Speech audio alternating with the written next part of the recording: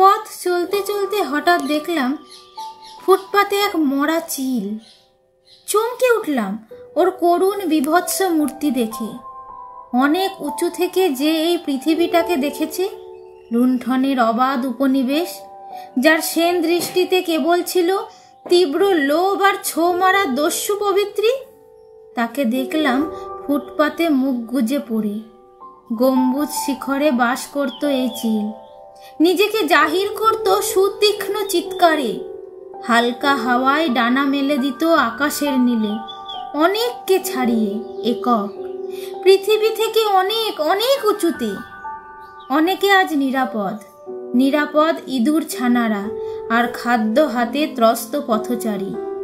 নিরাপদ কারণ আজ সে মৃত, আজ আর কেউ নেই ছো মারার। ওরই ফেলে দেওয়া উচ্ছিষ্টের মতো ও পড়ে রইল ফুটপাতে, শুকনো শীতল বিকৃত দেহে।